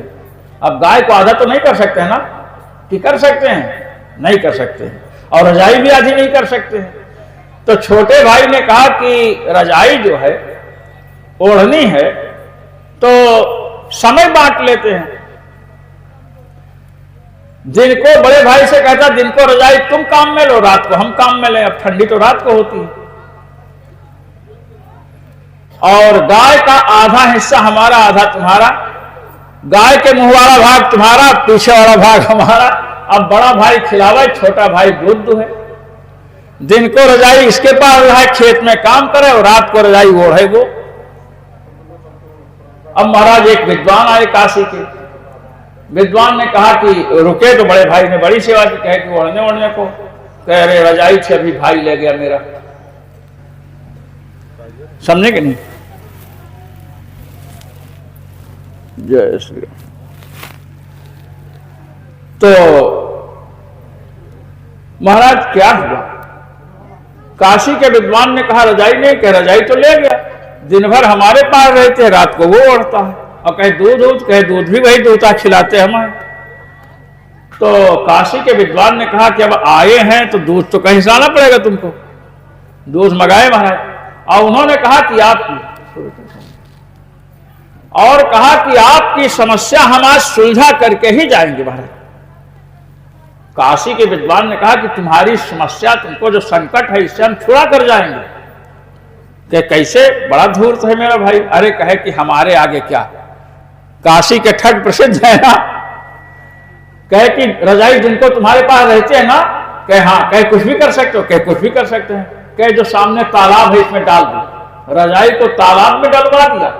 अब दिन भर पानी भरा स्वामी जी उसमें, रजाई में। अब शाम को लेने आया तो कहा है कि ये रखी है। अब जब भीगी हुई रजाई है तो रात को कैसे ओढ़ोगे? अब महाराज दूसरे भाई कहता है कि भैया दोनों मिलकर के ओढ़ा करेंगे, तालाब में मत डालो। अब आई गाय की बात, कहे कि गाय को चारा मत खिलाओ। अब चारा नहीं खिलाएंगे तो गाय दूध कैसे देगी? लातों से मारना शुरू किया। तो कहा कि आधा दूध तुम्हारा, आधा दूध हमारा। इस प्रकार महाराज किया। तो बड़े बड़े धूर्त होते हैं। तो चर्चा वस्त्र की चल रही है। भगवान ने वस्त्र का हरण किया, तो गोपी का अर्थ क्या है? जीव। और जीव और भगवान के बीच में पर्दा पड़ा हुआ है, माया का पर्दा। पर्दा किसका बनता है? वस्त्र का। तो महाराज भगवान ने माया रूपी जो पर्दा है, वस्त्र है, उसका हरण कर लिया। अब पर्दा जब हट गया तो महाराज जीव भगवान का साक्षात्कार करेगा, और भगवान अपने सेवक का समीप में अनुभव कराएंगे। अब प्रश्न यह होता है कि जब पर्दा हटा दिया स्वामी जी, माया रूपी पर्दा चीर हरण कर लिया, तो फिर लौटा क्यों दिया? जब चीर हरण कर लिया, वो माया रूपी पर्दा है, अध्यात्म में आइए, तो गोपियों को लौटाया क्यों? लौटाना नहीं चाहिए, क्योंकि पर्दा तो फिर आप लौटा दे तो फिर तो ढकेगा वो। कहते नहीं, अब जो भगवान दे रहे हैं, भगवान ने स्वीकार कर लिया, अब लौटा रहे हैं, तो पर्दा भगवान का प्रसाद हो गया।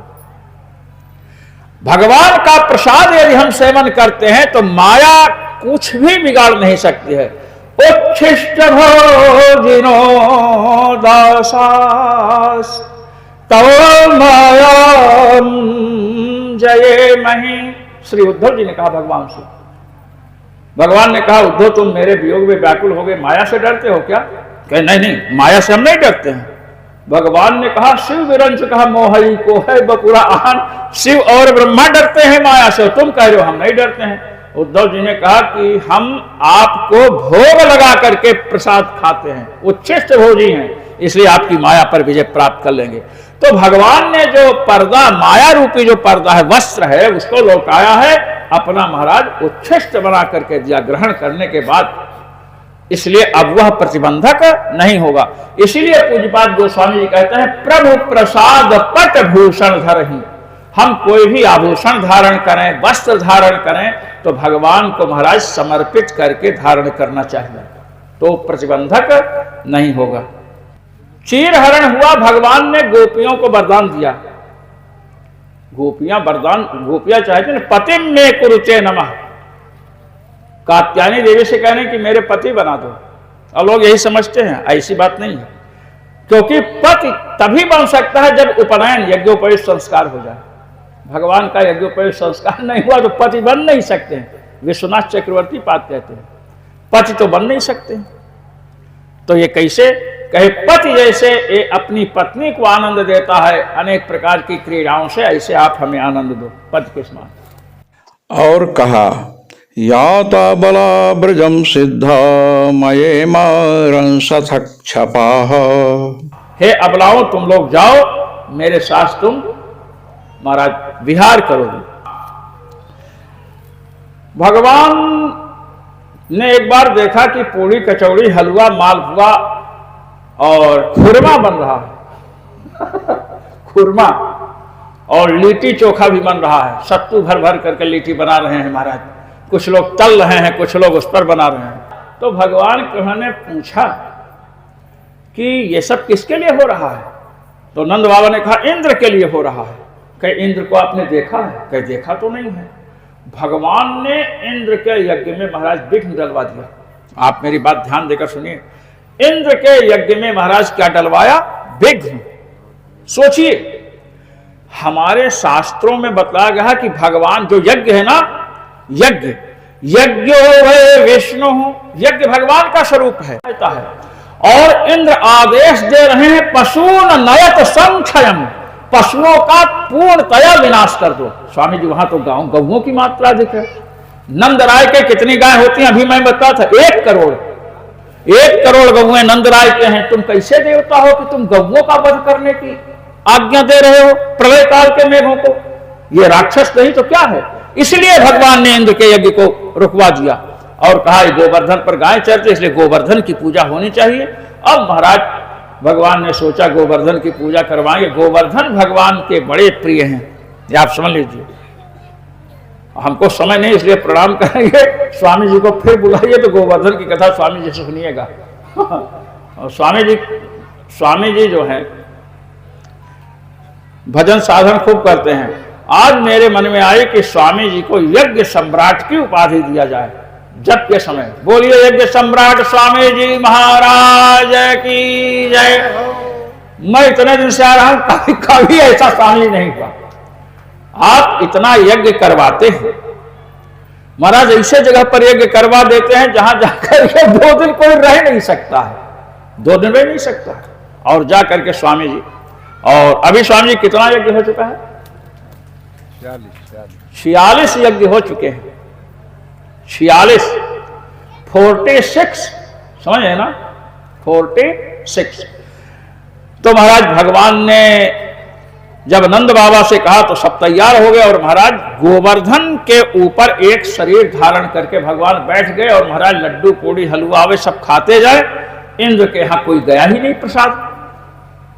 इंद्र बैठे विचार कर रहे कि इस बार भोग नहीं लग रहा है, कोई सुगंध नहीं आ रही। नारद जी पहुंचे। नारद ने कहा क्यों चिंतित हैं? कहे प्रतिवर्ष पूजा होती थी, आज इस बार नहीं हुई।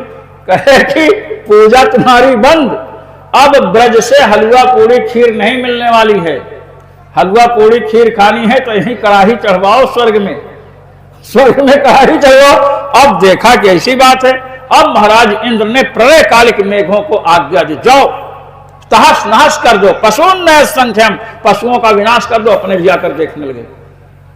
भगवान ने जब देखा कि उत्पात मच रहा है, महाराज गोवर्धन को धारण किया, अपने कर कमल में एक ही उंगली पर धारण किया। सब लोग उसमें थे। उस समय अगस्त्य जी का स्मरण किया महाराज भगवान ने, और श्री सुदर्शन जी का स्मरण किया। सुदर्शन जी से कहा जितना पानी अलाय बलाय आवे सब दूर करो आप। और पानी के लिए अगस्त्य जी से कहा कि सब पी जाना।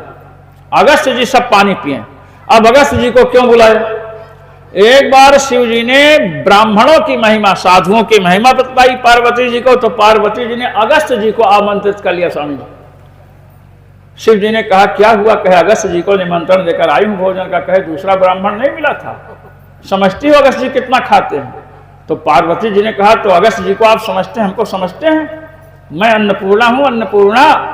अपने घर की पत्नी को कुछ लोग समझते नहीं हैं, मैं अन्नपूर्णा हूं। यही होता है ना, घर में जो पत्नी उसको पति कुछ समझते ही नहीं।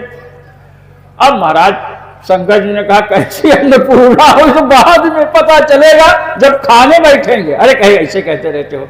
अगस्त जी आए, अब पार्वती जी अन्नपूर्णा खूब बनवाया भोजन, हलवा आकर के रखे। जब तक पूरी लेने गए लोग तब तक हलवा सफा चट। पार्वती ने समस्त सखियों को कर दिया। आपने देखा जब मकान बनता है तो लोग ईंटा ढोते हैं ना, तो एक के हाथ में दूसरा, दूसरे के हाथ में तीसरा देता है स्वामी जी।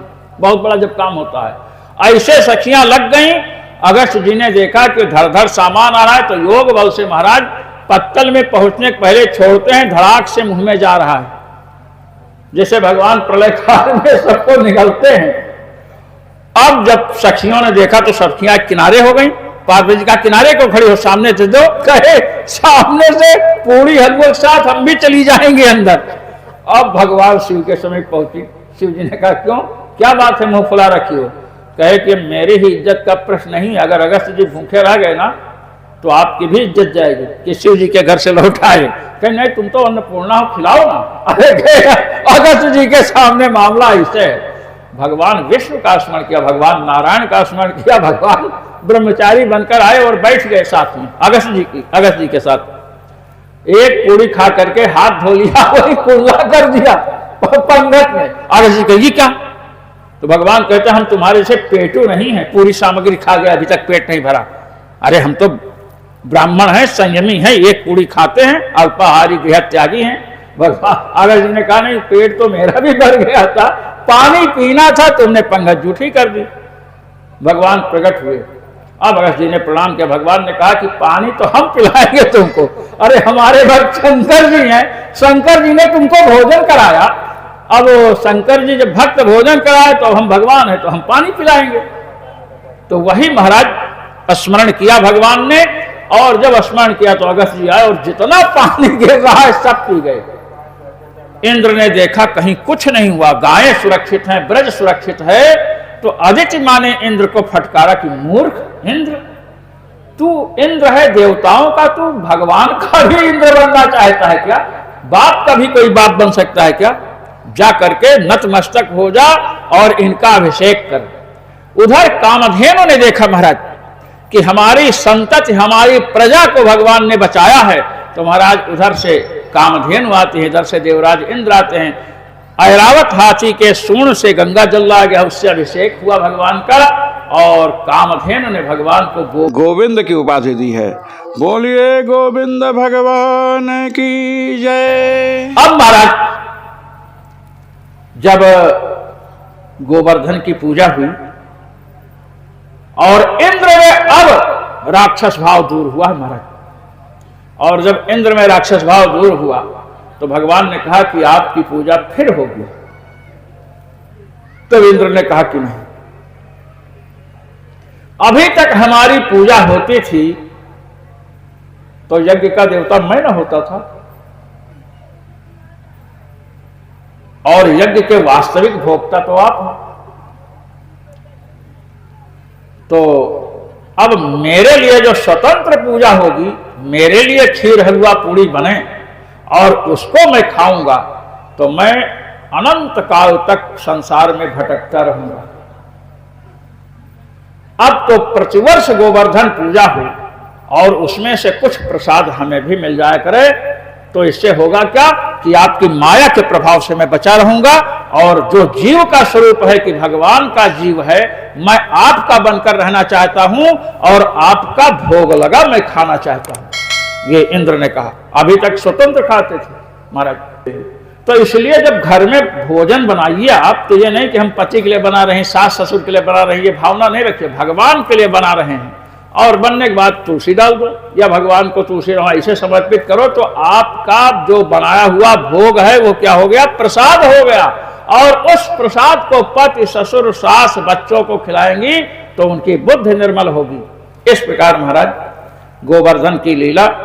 बोलिए राधा मुकुंद भगवान की जय जय जय श्री राधे। अभी अभी महाराज जी ने बताया कि गोपियां जब कात्यायनी माता की पूजा कर रही थी तो माता जी से कहीं कि हे माँ, श्याम सुंदर भगवान मुझे पति रूप से प्राप्त हुए।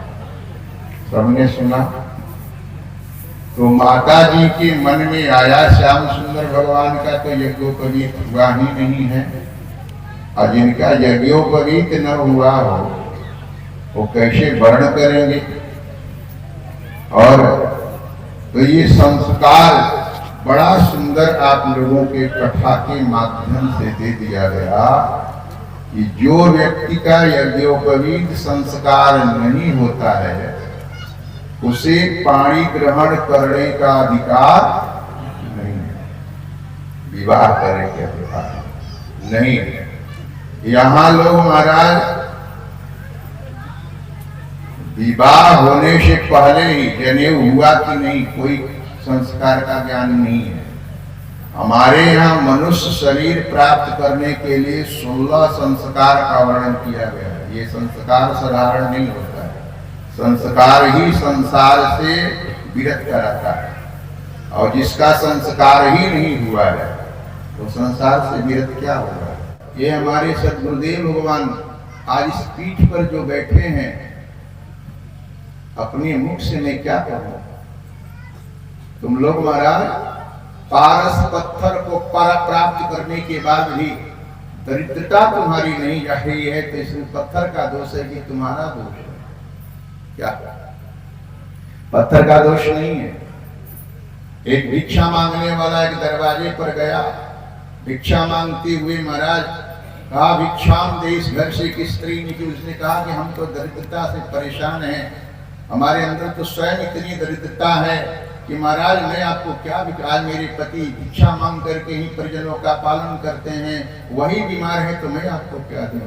महात्मा ने हंस करके कहा तुम्हारे जैसा कोई अभागा नहीं है, तुम्हारे पास तो इतना बड़ा धन है, इतना बड़ा धन है जिस धन का तुमने व्यय नहीं किया है। उस स्त्री ने कहा बाबा जी आप हमारे जो है गले पर नमक डाल रहे हैं, घर में हमारे बच्चे 4 दिन से बीमार हैं, क्या आप यह भी कह रहे हैं मैं धनी हूँ कैसे? उन्होंने कहा कि तुम्हारे जो सिलबट्टा है ना, जिस पर मसाला पीसती हो बनाती हो, लाओ। एक महाराज कील देकर के स्पर्श करा दिए, जैसे ही स्पर्श हुआ वो हमारा स्वर्ण का बन गया। उसने कहा कि ये पत्थर पारस है, तुमने इसका प्रयोग कभी नहीं किया तो दरिद्रता जाएगी कहां से। ये मानव शरीर जो है पारस पत्थर है, तुमने इसका सदुपयोग किया ही नहीं तो दरिद्रता जाएगी कहां से।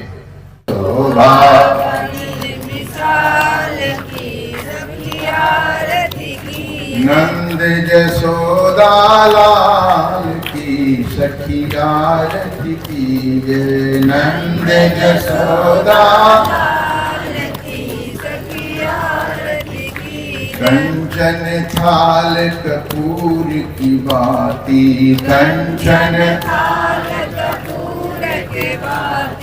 ब्रजमाने आरती लला की, ब्रजमाने आनंद मगन विहार की सखी आरती की जय। आनंद मगन नंद जसोदा लाल की सखी आरती की जय। नंद